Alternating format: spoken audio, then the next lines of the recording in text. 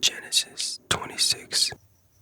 Now there was a famine in the land, besides the previous famine in Abraham's time, and Isaac went to Abimelech, king of the Philistines, in Gerar. The Lord appeared to Isaac and said, "Do not go down to Egypt. Live in the land where I tell you to live. Stay in this land for a while, and I will be with you and will bless you. For to you and your descendants I will give all these lands, and will confirm the oath I swore to your father Abraham. I will make your descendants as numerous as the stars in the sky, and will give them all these lands, and through your offspring all nations on earth will be blessed.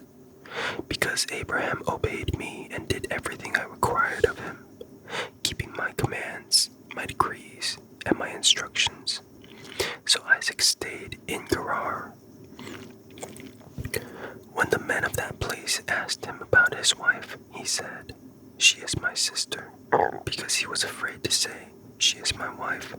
He thought, "The men of this place might kill me on account of Rebekah, because she is beautiful." When Isaac had been there a long time, Abimelech, king of the Philistines, looked down from a window and saw Isaac caressing his wife Rebekah.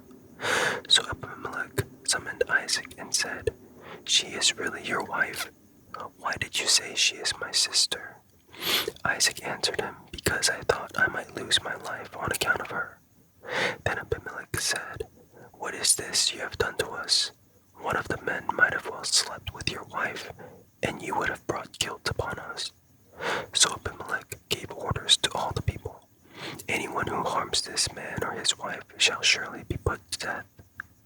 Isaac planted crops in that land, and the same year reaped 100-fold, because the Lord blessed him. The man became rich, and his wealth continued to grow until he became very wealthy. He had so many flocks and herds and servants that the Philistines envied him. So all the wells that his father's servants had dug in the time of his father Abraham, the Philistines stopped up, filling them with earth. Then Abimelech said to Isaac, "Move away from us. You have become too powerful for us." So Isaac moved away from there and encamped in the valley of Gerar, where he settled. Isaac reopened the wells that had been dug in the time of his father Abraham, which the Philistines had stopped up after Abraham died, and he gave them the same names his father had given them. Isaac's servants dug in the valley and discovered a well of fresh water there. But the herders of Gerar quarreled with those of Isaac and said, "The water is ours." So he named the well Esek, because they disputed with him. Then they dug another well, but they quarreled over that one also. So he named it Sitnah. He moved on from there and dug another well, and no one quarreled over it.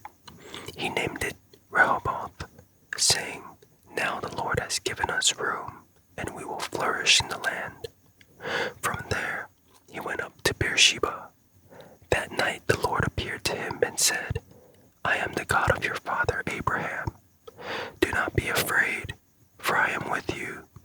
I will bless you and will increase the number of your descendants for the sake of my servant Abraham." Isaac built an altar there and called on the name of the Lord. There he pitched his tent, and there his servants dug a well.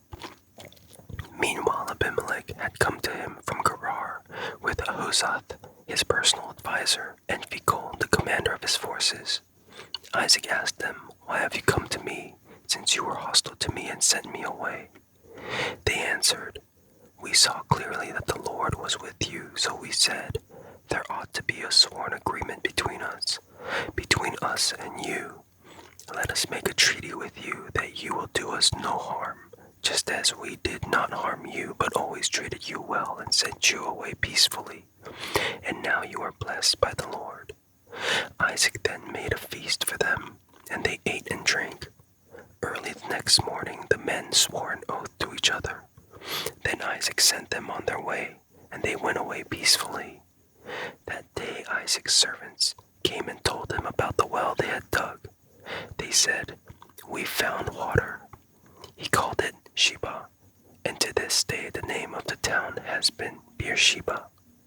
When Esau was 40 years old, he married Judith, daughter of Beri the Hittite, and also Basemath, daughter of Elon the Hittite. They were a source of grief to Isaac and Rebekah.